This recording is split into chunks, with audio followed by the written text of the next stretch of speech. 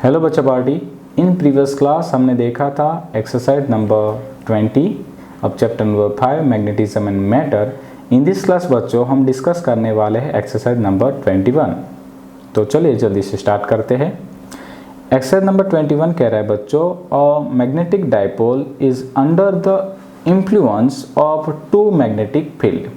मतलब कि एक डाइपोल थी जो दो मैग्नेटिक फील्ड के अंडर में वर्क कर रही थी। The angle between the field direction is 60 degree. मतलब कि दोनों फील्ड के बीच का एंगल था 60 and one of the field has a magnitude of 1.2 into 10 की पावर -2 टेस्ला। मतलब दोनों में से एक मैग्नेटिक फील्ड, तो सपोज मान लीजिए हम दोनों मैग्नेटिक फील्ड को नाम देते हैं B1 और B2। तो उसमें से बच्चों मुझे B1 की वैल्यू दी गई है, B1 is equal to 1.2 into 10 की पावर -2 टेस्ला। राइट है। If the dipole comes to stable equilibrium at an angle of 50 degree. मतलब कि ये जो डाइपोल है वो स्टेबल इक्विलिब्रियम कंडीशन में आती है जब वो इस मैग्नेटिक फील्ड के साथ 15 डिग्री का एंगल बनाती है। तो बच्चों हम यहाँ पे नोट कर देंगे θ1 इज इक्वल टू 15 डिग्री। तो सिंपल है बच्चों, θ2 कितना होगा, क्योंकि दोनों के बीच का एंगल था 60, तो 60 माइनस 15। ठीक है, तो कितना हो जाएगा भाई, काउंट कर लीजिए। यस, यहाँ पे आ जाएगा मेरे हिसाब से 45। ठीक है, okay. What is the magnitude of the other field. यानी कि बच्चों लोग यहाँ पे मुझे B2 फाइंड आउट करना है। अब चलिए मुझे B2 कैसे मिलेगा, तो मुझे क्वेश्चन में हिंट दी गई थी बच्चों कि ये जो डाइपोल है वो स्टेबल इक्विलिब्रियम में है। अब स्टेबल इक्विलिब्रियम का मतलब क्या होता है बच्चों, कि उसके ऊपर कोई टॉर्क नहीं लग रहा होगा। तो इनिशियली अगर हम सोचे तो इस डाइपोल के ऊपर दो टॉर्क लगेंगे। पहला होगा मैग्नेटिक फील्ड B1 के कारण, दूसरा होगा मैग्नेटिक फील्ड B2 के कारण। बट वो रिजल्टेंटली स्टेबल इक्विलिब्रियम में है। उसका मतलब कि इस डाइपोल पे लगने वाले जो दोनों टॉर्क हैं उनके मैग्नीट्यूड सेम होंगे और डायरेक्शन ऑपोजिट होगी। तो टोटल टॉर्क जो है वो 0 हो जाएगा और डाइपोल इक्विलिब्रियम कंडीशन में रहेगी। ठीक है, तो यहाँ पे हम उसी हिंट को बच्चे लोग यूज करेंगे और कहेंगे कि डाइपोल पे लगने वाले दोनों टॉर्क सेम मैग्नीट्यूड और ऑपोजिट डायरेक्शन पे है। ठीक है, तो मैं यहाँ पे नोट कर दूंगा बच्चे लोग, dipole is in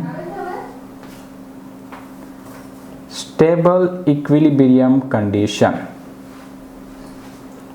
right, dipole is in stable equilibrium condition so that torque 1 is equal to torque 2। दोनों टॉर्क के मैग्नीट्यूड सेम होंगे।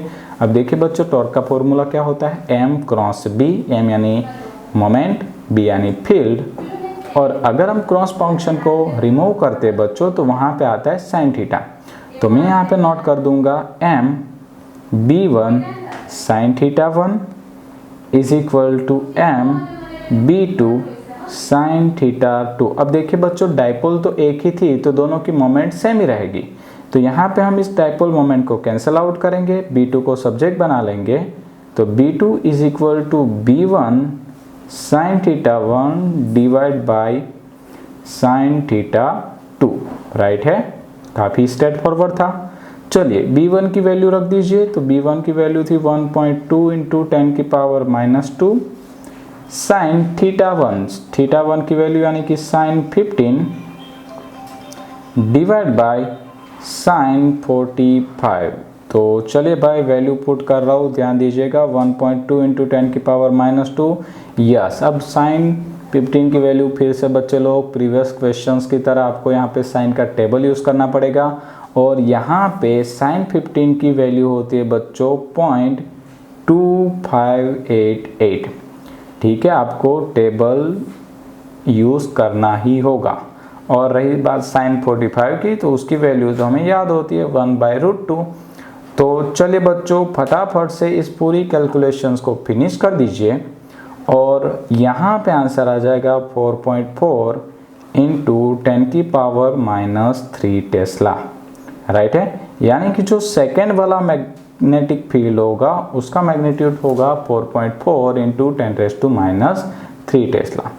आई होप बच्चा पार्टी आपको ये एक्सरसाइज भी अच्छे से समझ में आई होगी। इन नेक्स्ट क्लास हम मिलेंगे एक्सरसाइज नंबर 22 के साथ। Thank you.